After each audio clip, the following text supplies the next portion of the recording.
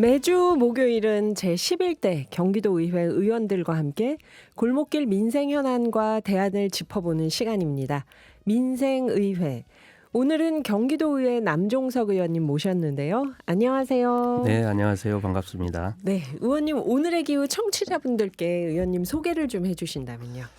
네, 저는 용인시 기흥구에서 도의원을 3선을 했고요. 그다음에 그 10대 후반기 교육위원장, 그다음에 11대 들어와서는 전반기의 원내대표, 그리고 전국광역의원협의회 대표도 지냈고 뭐 다양한 이력을 가지고 있는 남종섭 도의원입니다. 반갑습니다. 네.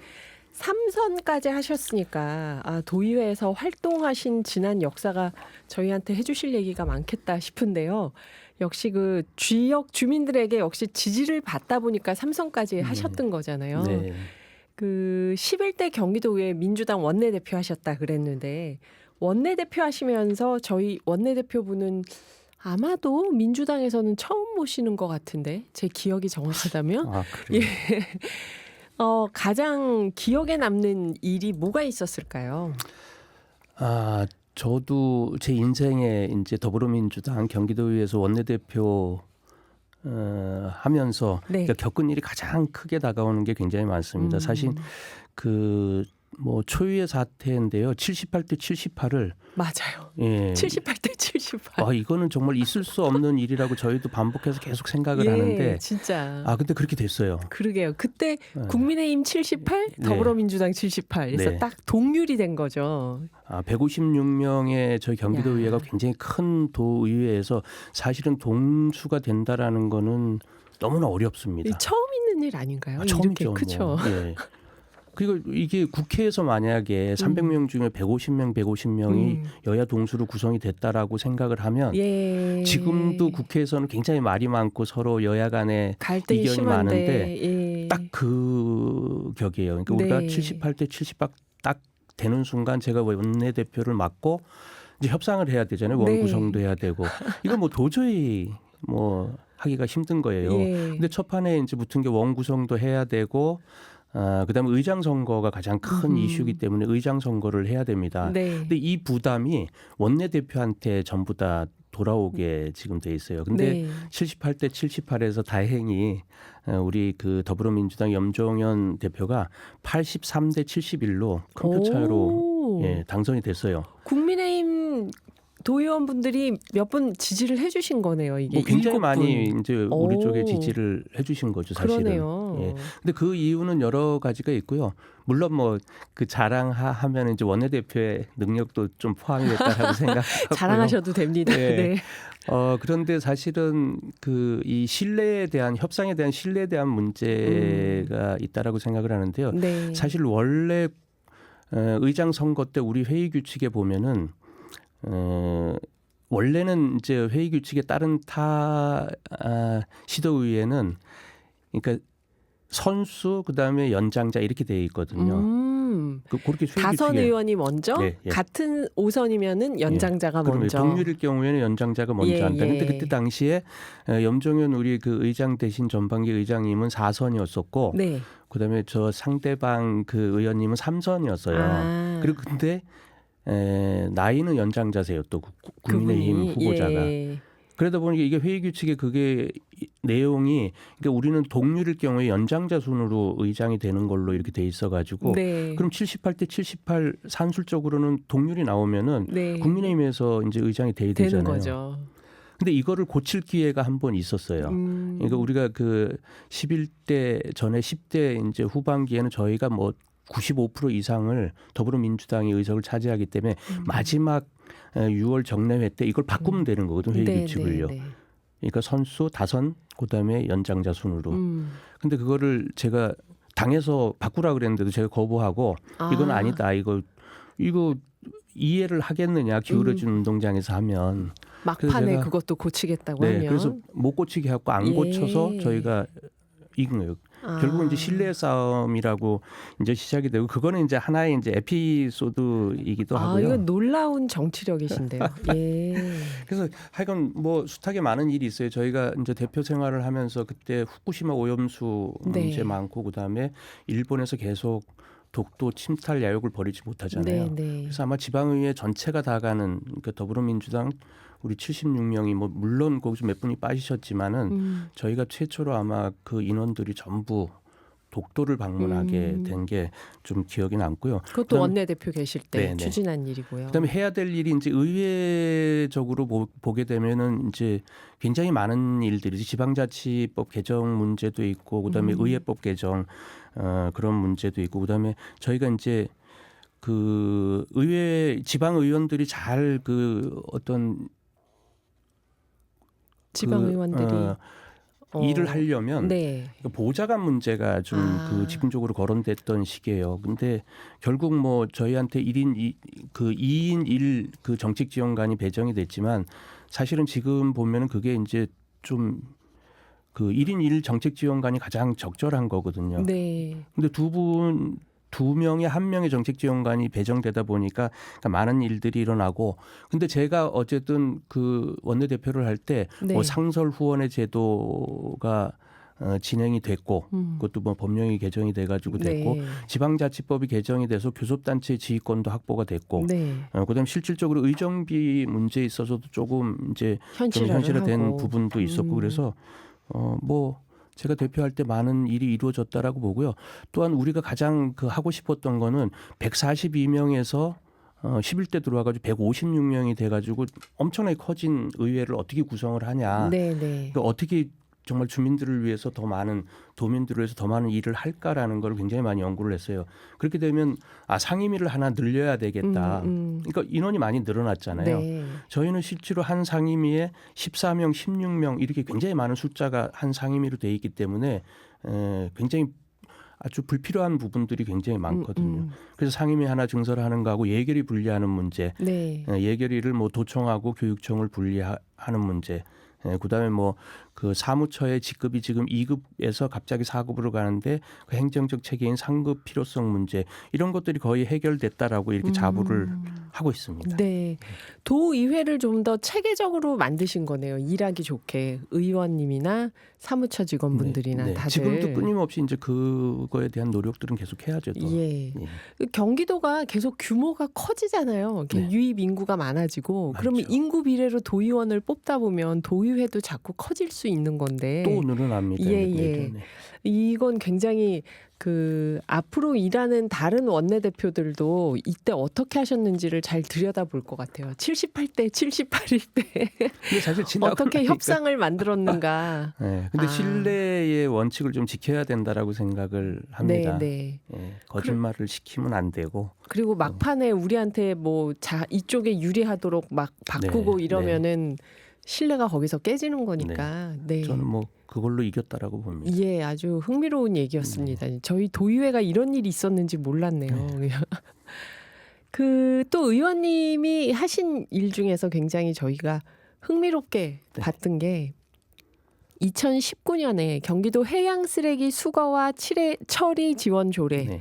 전국 최초로 발의를 하셨어요. 사실 우리나라 3면이 바다여서 바다입니다. 대부분의 광역단체가 충청북도 빼고는 다 바다가 지금 해양 쓰레기 문제가 있는 건데 전국 최초로 이 경기도 해양 쓰레기 수거 및 처리 지원 조례를 발의하시고 다방면으로 노력하셨다고 알고 있는데요. 이렇게 해양 환경에 관심을 갖게 된 계기랑 또 이 조례 내용을 좀 소개해 주신다면요. 네. 저도 이제 기사를 보고 알았는데 1997년에 이제 보고서에 보면은 그러니까 그 한반도 7배만큼의 태평양에 쓰레기 섬이 있다. 해양 네. 쓰레기 섬이 이걸 접하고 굉장히 심각하게 이제 다가왔어요. 근데 물론 그 전에 이제 환경 단체들이나 그런 데서 만약에 육지에서 쓰레기가 배출돼 가지고 강으로 가게 되면 이게 어디 가서 모이는 거냐 그냥 떠내려가잖아요. 우리 네, 홍수가 네. 집중적으로 나기 때문에 그럼 결국은 바다로 다 떠내려가는데 그럼 바다가 이 모든 거를 다 품어 안고 처리할 수 있느냐 네. 바다에서 근데 실제로 처리할 수가 없잖아요. 이게 자연이라는 게 결국은 그게 태평양에 가서 모이고 그 모인 그 자체가 뭐 문제는 안 되지만 거기에서 햇빛을 받다 보면은 그러니까 사실 해양 생태계가 파괴되는 그 결과를 낳거든요. 네. 근데 더 문제는 이게 계속 햇빛을 받고 산화되고 이런 과정을 거치면서 미세 플라스틱이 이제 배출이 된다라는 네. 거예요. 근데 이게 결국은 선순환이죠. 이제 미세 플라스틱을 사실은 플랑크톤이나 물고기가 먹게 돼 있잖아요. 그렇게 되면 그 물고기를 결국은 인간이 다시 먹게 되는. 다시 먹게 되고 네. 그러면 인간에게도 영향이 가고 이런 선순환 구조이기 때문에 이건 굉장히 위험하게 생각이 된 거고요. 실제로 우리나라 경기도에도 5개 시군이 그 해안하고 겹쳐져 있어요. 어딜까요? 평택, 평택. 시흥, 김포. 올라오면 평택부터 화성이 이제 화성이 올라오고 있구나, 맞아. 안산이 안산. 올라오고 시흥이 가고 김포가 김포. 있습니다. 예. 예. 그렇게 5개가 접해 있기 때문에 우리도 해양 쓰레기 문제에 대해서 이거 심각하게 고민을 해야 된다. 그러면 더더군다나 옛날에는 그 기준이 그러니까 바다에 그러니까 그 어류 작업을 하고 선박에서 투기가 일상화돼 있었어요. 네, 그러니까 버리는 거요. 그물 같은 경우가 이거 찢어지거나 그러면 이걸 가지고 와서 처리해야 되는데 이게 돈이 듭니다. 그러다 보니까 사실은 그 어구를 그냥 해안에서 끊어가지고 바다에 버리는 이 투기 행태가 굉장히 많이 있었어요. 네. 그러다 보니까 그물이 바다에 가라앉게 되면 거기에 이제 쓰레기도 쌓이고 그러다 보면은 물고기가 살 수 없는 그런 환경이 조성이 되고 네. 바다도 오염이 된다는 사실이죠. 그러니까 그래서 관심을 갖기 시작했고 그래서 뭐 그 쓰레기 조례 그러니까 해양 쓰레기 그 처리 및 지원 조례를 아마 전국 최초로 제가 한번 해보자 그래가지고 네. 아마 한 것 같아요. 아, 그러니까 이게 저는 또 용인이 지역구신데 네. 지역구에 연연하지 않고 경기도 차원에서 필요한 일을 하신 거잖아요. 어떻게 제가 보면. 그때 농종이에 다행히 농종이에 있어서 그 해양 관련해 가지고 네. 바다 관련해 가지고 농종이 소관 상임이기 때문에 또 환경 단체들이 또 그러한 문제점을 계속 굉장히 지적을 하고. 지적을 해주셨습니다. 그래서 이 해양 쓰레기 수거 및 처리 지원 조례를 만드셨는데요. 이 역시 성과가 없었던 거하고는 비교할 수 없게 있었을 것 같아요. 조례가 없었던 거하고는. 그렇죠. 그 뒤로 그 경기 청정호라는 바다 청정호라는 이제 그 쓰레기 수거 선박을 일단 제작을 했고요. 네. 그게 매년 뭐 100톤, 200톤씩 그러니까 쓰레기를 해양 쓰레기를 건져 올리고 있거든요. 네. 그다음에 그 투기하지 못하도록 폐기물 관리를 엄격하게 좀 제한을 해서 그러니까 그 어구들 자체도 이제 해양에 투기하거나 아니면은 밖에서도 폐기물 처리를 잘 하도록 그렇게 했고요. 네. 근데 이 조례를 2019년에 처음 만드시고 2023년에 일부 개정을 했다고 돼 있던데 이거는 아무래도 한 3년 실행을 해보고 좀 더 필요한 것들이 있으니까 개정을 하셨겠죠. 아까 말씀하신 경기청정호. 네, 거기 이제 운영을 예산의 안정성도 도모하고 그러려고 했는데 사실은 법령이 이제 그 뒤에 개정이 됐어요. 아하. 그러니까 저희들도 이제 조례를 만들었고 그래서 네. 해양 폐기물 및 해양 네. 오염 퇴적물 관리법 이게 개정이 된 거구나. 그래서 이제 용어도 정리할 필요가 있고 네. 그다음에 경기청정호 운영에 따른 어떤 그 지속성을 확보하기 위해서 좀 그 개정도 했고요. 네. 뭐 인식 개선과 종합적인 체계적인 관리를 위해서 좀 보완하는. 개정을 좀 한 것 같아요. 예. 그 경기청정호라는 게 있는지 모르는 도민분들이 굉장히 많을 것 같아요. 오늘의 기후 청취자분들 중에서도 잘 네. 모를 텐데 이게 지금 의원님 조례 발의하고 나서 경기도 해안에서 해양 쓰레기를 수거하는 배를 네, 얘기하는 네, 거죠. 네. 와, 청소배, 청소차가 청소배라고 흔히 말하면 그렇게 말할 수 있습니다. 경기청정호. 경기도도 이제 선박으로 청소하는 게 있다. 네. 그거는 굉장히 중요해요. 그러니까 바닷속에 있는 것들을 인양을 하거나 할 때는 일반 배가 이거를 수거를 할 하지 수가 못하잖아요. 없죠. 예. 그러니까 이거 전문적으로 수거할 수 있는 배를 만들었다라는 데 대해서 의미가 있습니다. 네. 이런 일을 하셨습니다. 그래서 그 용인이 지역구시잖아요. 네. 우리 남종섭 의원님. 제가 항상 의원님들 나오시면 동네를 얘기를 합니다. 신갈동, 기흥동, 영덕 1, 2동, 선홍동 주민 여러분들은 더 귀 기울여 들어주시기 바랍니다. 네, 용인에서 활발하게 활동하시면서 요즘 추진하고 있는 현안은 어떤 게 있을까요? 우선 뭐 지금 뭐 완성되진 않았지만 기흥호수 문제들 거기가 실제로 경기도에서 한 3번째로 큰 그 호수가 있거든요. 기흥호요. 기흥호수. 기흥호수. 네네.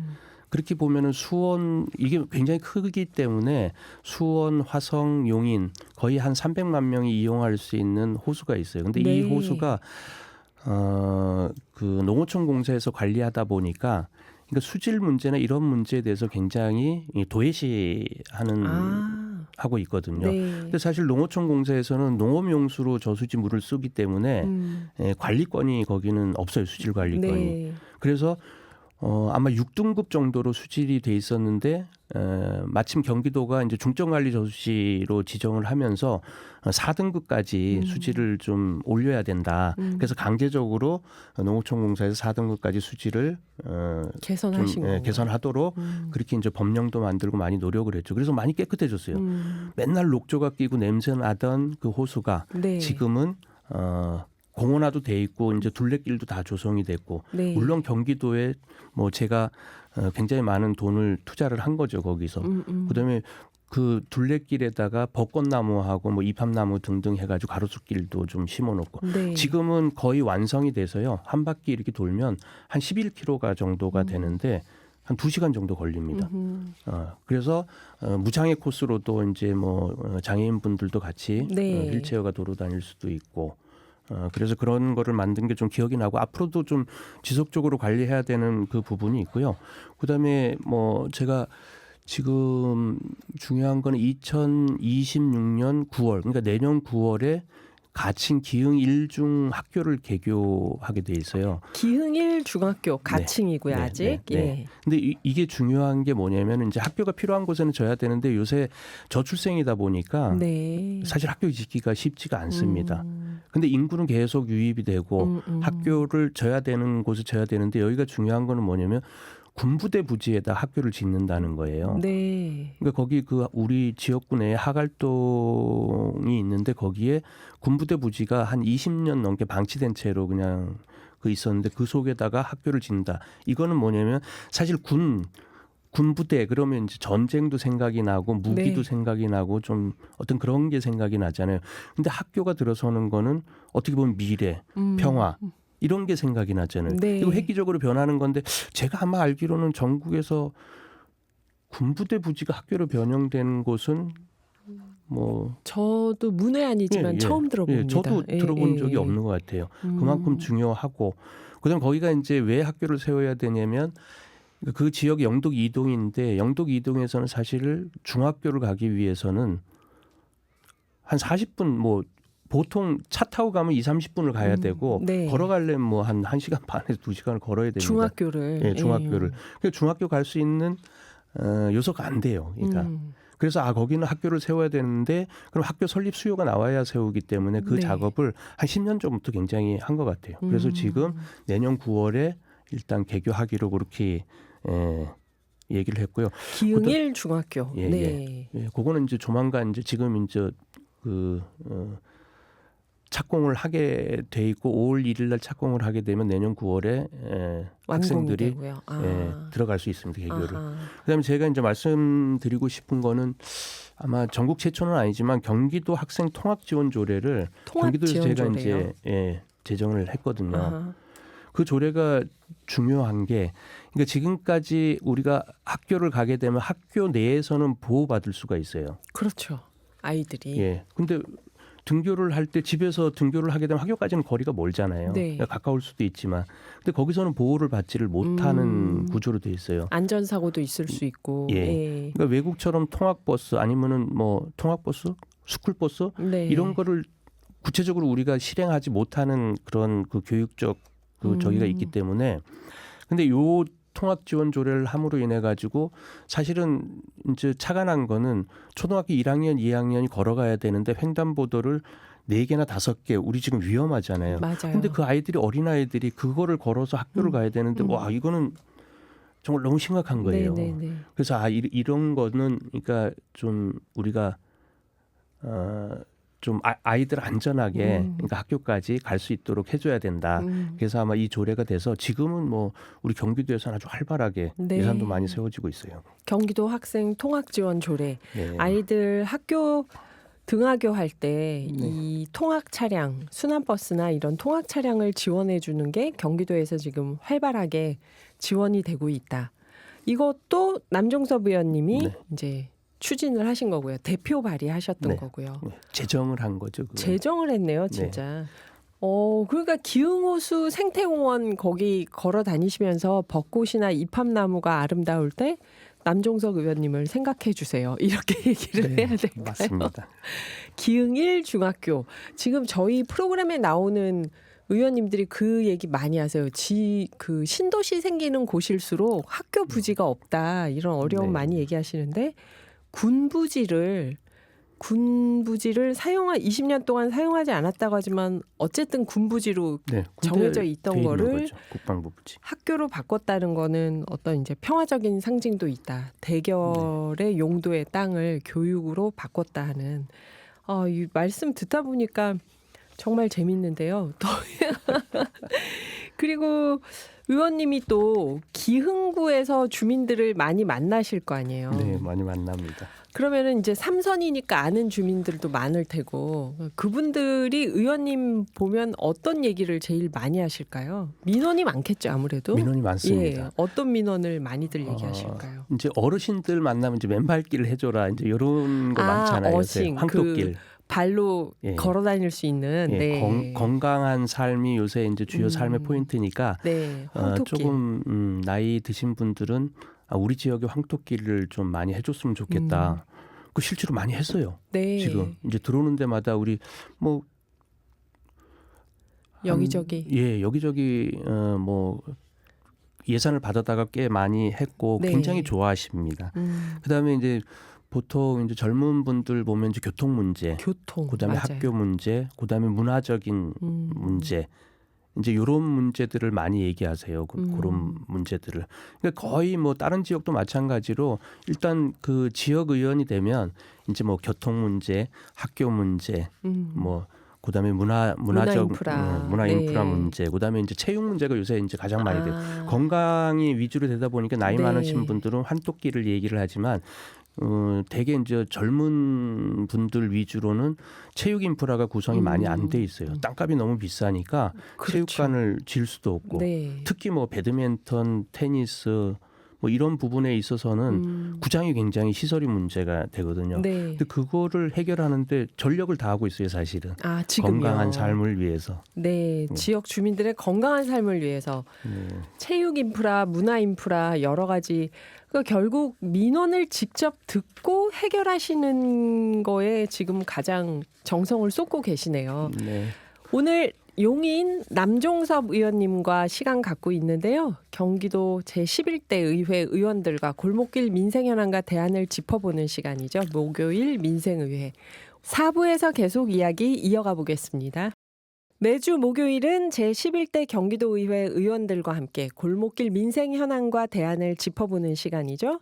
민생의회 남종섭 의원님과 함께하고 있는데요. 의원님 이제 벌써 3선이니까 초선 시절이 제법 예전 이야기일 텐데 그래도 기억을 더듬어 본다면 처음 정치에 어떻게 입문을 하시게 됐을까요? 저도 이제 제 나이 또래는 사실은 이제 민주화 세대라고들 많이 부르긴 하는데 저도 마찬가지로 해고 노동자 출신입니다. 예. 네. 그때 당시에 사실은 저희가 급격한 그 산업화를 겪으면서 그러니까 노동 문제 해결이 굉장히 큰 이슈로 다가왔었습니다. 그때 당시에는 저임금, 그다음에 장시간 노동이 일상화됐기 때문에 그렇죠. 산업재해. 네, 네. 저희가 이제 인간적인 삶의 부분에 대해서 어떻게 정말 해결을 할까 그러니까 그런 고민을 굉장히 많이 했던 시기인 것 같아요. 그로 인해서 뭐 그 공장에 취직을 하게 되고 그다음에 그런 이 장시간 노동, 저임금 이런 구조를 좀 깨보려고 뭐 파업도 하고 그러다가 이제 해고 노동자도 되고 그런 삶을 살고 그러다가 이제 뭐 또 직장 생활하고 또 노동조합 또 일을 노조하셨죠, 하면서 직장에서. 노조하고 네. 또 노조위원장 하고 네, 또 하시고. 예. 네. 그다음에 이런 게 더디 사회가 움직이는구나. 그래서 좀 이거를 좀 변화하려면 어떤 길이 있을까 고민을 했고요. 그런 고민 속에서 지역민들과 같이 고민하면서 이런 문제를 해결해 보자. 그러니까 그 공동체를 잘 정말 그 위에서 일을 할 수 있는 그 길이 뭘까 고민 끝에 출마를 하게 됐습니다. 아, 그러니까 원래 사회에 대한 관심이 많으셨고 더불어 잘 사는 사회에 대한 관심이 많으셨는데 그게 젊은 시절에는 노동운동 쪽에 계시다가 직접 내가 뭐 직업을 갖고 살아야겠다 하면서 또 그 직장에서 노조를 하시다가 전 노조 이제 안 한다고 이제 네, 해고 노동자이기 때문에 안 한다고 나는 취직을 예. 하셨는데 거기서 또 노조를 하시다가 네, 그리고 이제 의회에 들어가서 사람들이 바꾸고 싶어하는 방향으로 속도를 좀 낼 수 있는 일을 해보자. 법 제정을 통해서 그렇게 마음을 먹고 정치를 시작하셨다. 이렇게 이해가 되는데요. 정말 궁금하네요. 그러면 정치하시면서 목표로 삼고 계신 것, 삼선하면서 이루고 싶은 목표나 앞으로 또 더 정치를 계속 하시면서 하고 싶은 일이 있으시다면요. 근데 일단 정치를 하면서 뭐 제가 살아왔듯이 이제 사회적 약자나 공동체를 위해서 좀 그 정치가 필요하다. 네. 그러니까 강자들은 사실은 정치가 필요 없는 거죠. 사회적 약자나 그다음에 우리 사회 공동체 전체를 위해서 헌신할 수 있는 그런 길들은 결국 정치가 좀 어느 정도 해결을 해줘야 된다 그런 생각을 가지고 있고 들어와 보니까 제가 사실은 뭐 해고 노동자 출신이고 노동운동이라고 거창하게 말은 안 해도 네. 노동자 출신인데 들어와 보니까 또 상임위를 또 그쪽에 한 번도 배속을 못 받았어요. 일부러 안 주시는 거 아닐까요? 그래서 공정하게 이제, 해야지 하면서 예. 일부러 안 주시는 거 아닐까요? 그래서 이제 결국은 뭐 지역에서 이제 있다 보니까 삼선까지 하다 보니까 네. 지역 밀착형 어떤 그런 그 일들도 하고 네. 그다음에 민원도 만나서 해결하는데 실제로 우리 지역에서는 뭐 그 교통 문제가 굉장히 큽니다. 용인 맞아요. 교통 네. 문제 이게 급격하게 커진 도시잖아요. 갑자기. 이게. 네. 예. 그래서 거기 보면 이제 저희 지역에 딱 그 맞춤형이 뭐냐면 분당선 연장. 그러니까 이거는 전철 사업이라 국가 사업이잖아요. 이거를 사실은 우리가 노력을 해서 뭐 그 대통령 공약에도 집어넣고 아직도 뭐 고시된 거는 아니에요. 근데 이거를 위해서 계속 노력을 하고 있고 그다음에 경기도로 봤을 때는 도시철도 연결 사업이 굉장히 중요한 이슈이기도 해요. 그러니까 네. 경전철이 기흥역에서 지금 광교중앙역 까지 가는 이 동서축을 연결하는 그런 전철 노선이 없기 때문에 네. 그것도 주민들이 굉장히 얘기를 하는데 그게 아마 2차 경기도 도시철도망 계획에 지금 반영이 되려면 이번 뭐 지금이 고비인데 네. 결국 국토부에 올라가서 고시가 돼야 이 일이 5년 동안 안정적으로 될 수 지속적으로 있는데. 진행될 수 있는 것도 있고요.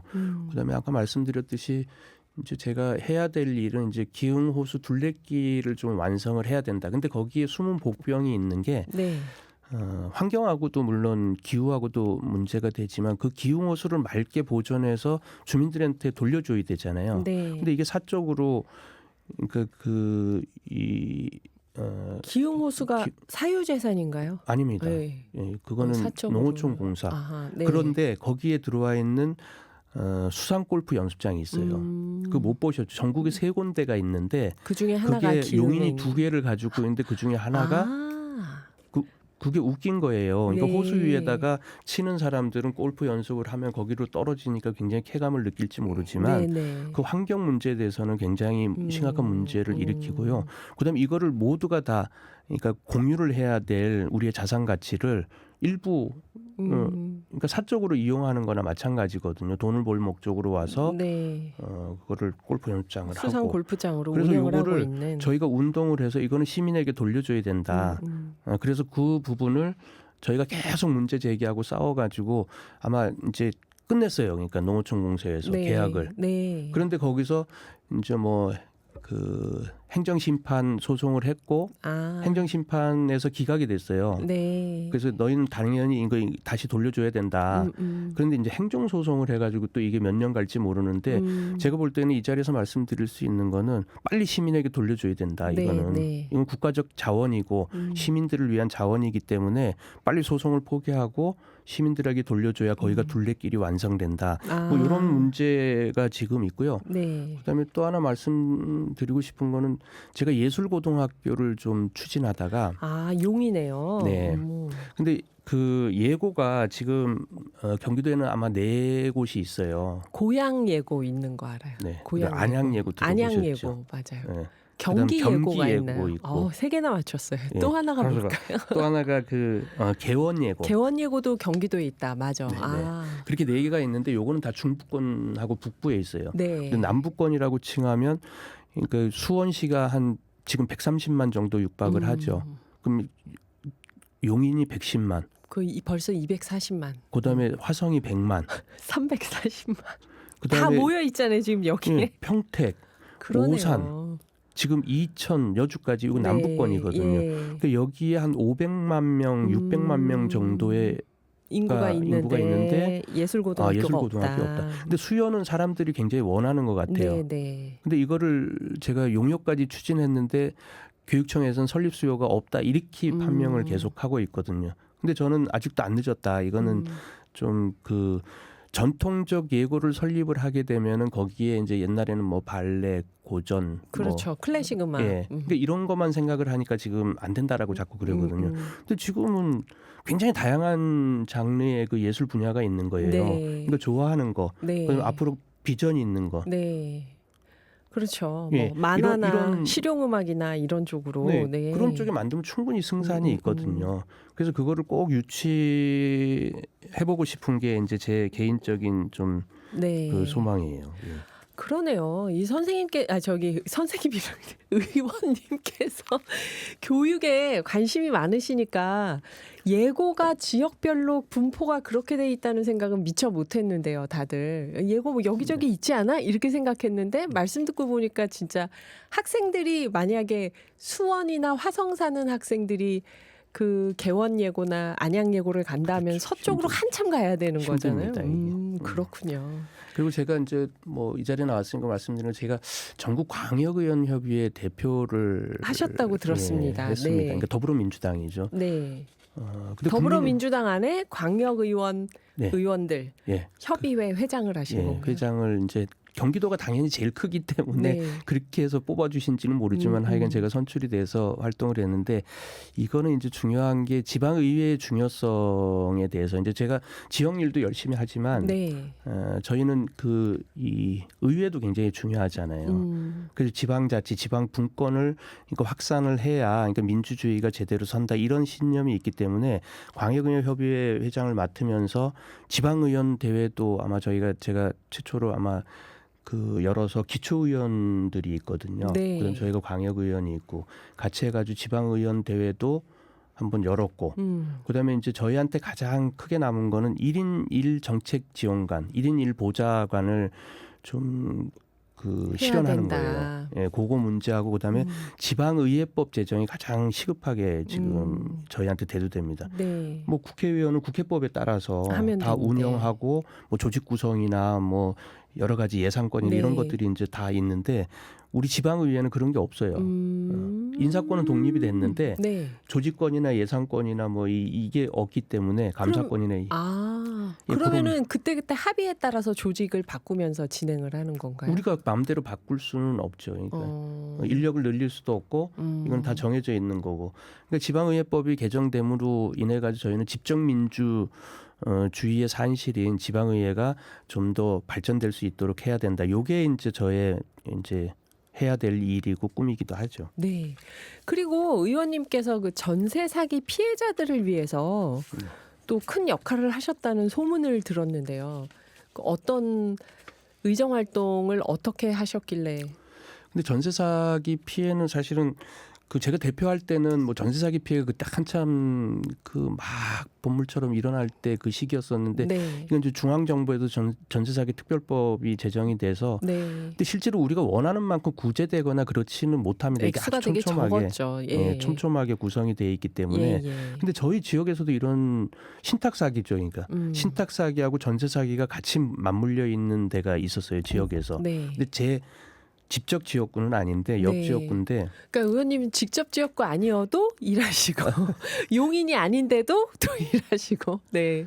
그런데 그게 굉장히 안타까운 거예요. 사실은 저희가 이제 자산이 사실은 전세가 가장 큰 자산일 수도 있거든요. 사람들이. 그렇죠. 네. 전 재산인 사람들도 있었죠 그때. 그리고 전세나 뭐 신탁 사기도 마찬가지지만 그런 게 이제 사기를 당했다라는 데 대해서 이제 삶이 사실은 정말 너무 비참해지거든요. 그렇게 네. 되면. 근데 이거를 그렇다고 우리가 우리가 법을 제정할 수가 없으니까 특별법이 제정이 되고 그다음에 우리는 거기에 맞춰서 좀 구제책을 마련하는 거 경기도 차원에서 네. 이런 정도인데 159가구가 하여간 신탁 사기하고 전세 사기에 있어가지고 저희가 의외로 좀 만나서 계속 간담회도 좀 하고 어떻게 해결을 할 것이냐라는 걸 굉장히 많이 고민을 한 것 같아요. 그래서 지금 이제 계속 이제 찾아오시고 그 다음 네. 행보는 그래서 저희가 공문도 보내드리고 네. 신탁사한테 좀 같이 해결을 하자. 그래서 지금 그 과정에 있습니다. 네. 위원님의 활동이 정말 다방면으로 곳곳에 피해를 입은 약자들을 위한 활동이라는 생각이 들어서 역시 또 궁금해지는 게 지금 발의 준비 중이시거나 발의할 계획이 있는 조례안들은 또 어떤 걸까 궁금하거든요. 근데 제가 그 대표위원을 하면서 2년 동안 사실은 조례 발의를 이렇게 활발하게 하지는 못했어요. 이게 일이 네. 워낙 원내대표로서 일이 많으니까. 워낙 많으니까 뭐 조례를 발의하거나 그럴 저희가 없는데 지금은 이제 일선에서 물러나 있으니까 조례들을 생각하고 있는데요. 지금 제가 안전행정위원회다 보니까 지진에 대해서 이제 좀 관심이 좀 생기더라고요. 근데 우리 아직은 서울이나 경기도 이런 지금 그 내륙에서는 지진 피해가 크게 일어나지는 않잖아요. 네, 네. 그런데도 약진들이 이제 계속 계속 일어나는 올라오고 있는 것 같아요. 그런 것 같아요. 그러면 이게 영구히 안전할 거냐라는 그 문제에 대해서는 우리가 고민을 네, 맞아요. 해야 되는 거잖아요. 그래서 미리 이거를 좀 예방, 교육 이런 차원에서 좀 우리가 지진 방지에 관한 조례안을 만들어서 네. 이런 거를 좀 예방을 해야 되겠다고 이렇게 하나 준비를 하고 있고요. 경기도 지진 방제에 관한 조례안 네, 준비 네. 중이시고요. 네, 준비 중에 있습니다. 이거는 많은 도민들이 환영할 것 같습니다. 다들 밤중에 충청도 어디에서 진앙지였다 해도 우리 집이 약간 흔들리면 불안하거든요, 이게. 저희한테 문자가 와요. 예. 재난 문자가. 그러면 예. 아직은 멀었는데 어. 혹시라도 흔들리게 되면 굉장히 불안하긴 있고요. 맞아요. 그리고 공공 건축물에서는 뭐 제가 아는 바로는 한 78%, 80% 정도는 내진 설계가 돼 있는데 일반 주택이나 상가는 민간 건축물에서는 맞아요. 한 20% 정도밖에 안 돼 있다는 거예요. 내진 설계가요. 근데 교육청에서는 학교 내진 보강은 거의 한 8, 90%는 거의 다 했거든요. 네, 거기서는. 네. 그러니까 지금 이제 취급한 거는 우리가 민간 건축물, 네. 그러니까 빌딩 같은 게 사람이 다중 이용 시설에 대해서는 이게 만약에 지진이 크게 좀 일어났다라고 하면은 정말 큰 사고가 우려되는 거죠. 그러니까 그거를 미리 예방을 하자. 그다음에 우리가 준비를 하자 이런 네. 차원에서 조례를 지금 준비를 하고 있고요. 정말 필요한 조례였다고 생각됩니다. 네. 또 그리고 준비하신 게 뭐가 있을까요? 그리고 뭐 경기도 특별재난지역 지원 조례 이제 이거는 이제 일부 개정 조례인데요. 네. 요게 특별재난 이번에 이제 습설이 맞아요. 강하게 와가지고 막 40cm 이렇게 와가지고 경기 동부 쪽에서 피해가 컸죠. 엄청나게 피해가 네. 많죠. 그런데 그 특별재난지역으로 만약에 지정이 되면 네. 좀 더 지자체에서 많은 이 정부 지원을 할 지원금을 수 받을 수가 있는데 근데 그게 빠지는 경우가 있어요. 재난 지역으로 지정이 안 되는 경우들이 네네. 있다고요. 그러면 이제 대개 이제 같이 한 지역의 그 옆 지역이나 이런데 많이 이제 같이 피해를 받는데 피해를 보는데 거기는 빠져요. 그러면 요거는 빠지는 이유가 이제 다 있거든요. 뭐 금액이 적다라거나 네. 아니면 지진 피해 범위가 작다거나 이런 아주 세부적인 기준들은 있는데 그 기준 속에서 약간만 제외돼도 이거는 특별재난 지역에서 이제 제외되는 거예요. 네. 그러면 사실 거기서 이걸 하기 위해서는 뭐 예비비를 풀어가지고 돈이 많이 들어가는데 그 지자체에서는 할 수가 없는 거예요. 지자체가 혼자서 그 피해 보상을 할 수가 없는. 네. 네. 그래서 제가 그 조례를 일부 개정 조례안을 만들어서 네. 특별지원 구역을 신설하는 근거를 조례로 마련하려고 해요. 그러니까 네. 정부에서 지원하지 못하는 거를 경기도에서 특별지원구역이라는 그 구역을 정해서 그러니까 조금 미치지 못하는 지역들에 대해서 경기도에서 그러면 이거를 지원을 하자. 그래서 구제를 하자. 그래야 뭐 지금 뭐 농민들이 많이 사실은 피해를 받잖아요. 많이 봤다고 나오죠. 그거를 좀 지원을 해줄 할 수 수 있는 있도록. 근거를 좀 만들어 놓자 이렇게 지금 조례를 준비하고 있습니다. 예, 저희 프로그램에 오시는 친환경 농업 전문가분들도 지난번 습설 피해본 농가에 네. 대해서 여러 얘기를 해주셨는데요. 의원님 말씀하신 그런 조례 보완으로 앞으로 피해 농가들이 좀 더 지원을 많이 받을 수 있는 근거가 생겼으면 좋겠네요. 똑같이 피해를 봐도 이 집은 보상받고 네, 이 집은 못 그렇죠. 받고 막 이런 얘기들을 하시더라고요. 네. 그래요. 의원님, 농정해양위원회에서 활동하시면서 해양 쓰레기 문제 또 이제 지역구니까 기흥호수 이야기도 결국은 환경생태 이야기였다는 생각이 들고요. 황토길 말씀도 그렇고 대중교통도 그렇고 탄소절감과 관련된 일들인데 기후위기에 대해서는 어떻게 생각하시는지 좀 궁금합니다. 근데 그 이번에 산불 그러니까 경북 지역 산불 사건이 대표적인 그 사례라고 보는데요. 네, 네. 경북 지역에 엄청난 피해를 주고 사망도 일어나고 그다음에 재산 피해도 뭐 컸죠, 1조 정말. 4천억이라 그랬는데 예. 복구 비용만 3조라고 얘기를 하거든요. 네, 근데 우선 인명 여기서 피해도 있고 맞아요. 우선 그거를 떠나서 말씀드릴 수 있는 거는 빨리 정부에서 추경을 해서 특별재난구역으로 거기도 이제 지정이 됐잖아요. 네. 그럼 사실은 그 복구 비용이 3조라고 지금 예상을 하는 거예요. 네. 그러니까 실질 피해는 1조 4천억 정도 된다라고 이제 예상을 하는데 그럼 지금 정부에서 지금 한 12조, 11조 정도 지금 추경을 편성을 한다라고 뭐 계속 얘기를 하고 있잖아요. 제가 볼 때는 조금 더 그 늘려서 지원 규모를 늘려서 네. 빨리 산불 피해 난 데부터 우선 좀 확실한 지원을 했으면 좋겠다라는 거를 좀 일단은 말씀을 드리고 싶어요. 예.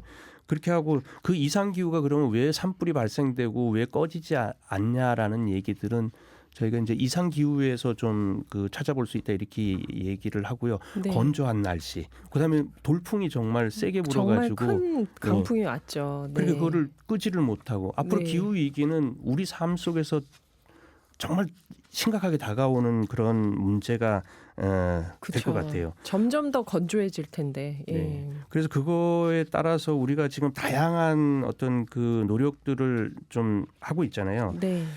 근데 저희가 지속 가능한 대한민국을 만들기 위해서는 사실은 우리가 그 어디 매체에 보니까 그 비영리 단체 기후 행동 네트워크에서 67개 조사를 했는데 67개국 중 저희가 한 63위를 한다라는 거예요, 이게. 저희 그러니까 뒤에 네. 그러니까 이게 기후 변화 대응 지수가 따지고 보면 우리나라가 산유국 빼고는 제일 꼴찌라는 거예요. 맞습니다. 그래서 저도 깜짝 놀랐어요. 그래서 저도 그러면 정말 기후 위기에 대응해서 우리가 정말 실천을 하고 있는가 이런 문제들을 우리 삶 속에서 다 네. 지금 노출돼 있잖아요. 네, 아까 네. 해양 쓰레기도 그러니까 플라스틱이 거의 한 70-80% 차지하거든요. 그렇죠. 거기서. 저도 사실은 플라스틱 지금 안 쓴다고 볼 수가 없어요. 집에서도 쓰고 있고. 이게 심각하게 생각이 되고 그다음에 저희가 이제는 좀 온실가스 감축이라든가 그다음에 플라스틱 감축 이제 뭐 미세먼지 저감이라든가 이런 극복 방안들을 실제적으로 실천을 해야 될 때가 정말 늦었지만 해야 되지 않나 지금 시급하게 해야 된다 이렇게 좀 생각을 하고 있습니다. 기후 위기에 대해서 인식을 뚜렷하게 갖고 계신 분들이 의회에 많이 계실수록 이게 빨리 극복이 가능하지 않을까 저희는 그런 생각을 하는데요. 끝으로 오늘의 기후 청취자분들께 하고 싶은 말씀이 있으시다면요. 예, 오늘 여러 가지 이제 말씀도 드리고 청취자분들께 얘기도 했는데요. 저도 이제 돌아보는 계기가 좀 된 것 같아요. 이제 기후 위기 정말 우리가 심각하게 받아들이고 우리 미래에 어떻게 정말 우리한테 적응이 될 거냐, 적용이 될 거냐. 그다음에 우리 미래의 아이들한테는 어떤 영향을 미칠까? 이거는 정말 심각하다라고 생각이 되고 이 기회를 빌어서 저부터도 좀 기후 위기에 대응해서 좀 여러 가지 실천적 과제들을 좀 생각해 보도록 하겠습니다. 그리고 어쨌든 도민의 목소리를 좀 가까이 듣고 지역민들의 어떤 그 생활 민원이라든가 이런 것들을 직접 처리하는 어떤 도의원의 입장으로서 열심히 하겠다라는 말씀을 드리고요. 겸손하게 함께 하도록 하겠습니다. 네, 제11대 경기도의회 의원들과 골목길 민생 현안과 대안을 짚어보는 민생의회 시간. 오늘은 용인시 기흥구의 신갈동, 기흥동, 영덕 1, 2동, 선홍동의 남종석 의원님과 이야기 함께 나눴습니다. 의원님 오늘 귀한 시간 내주셔서 감사합니다. 네, 고맙습니다.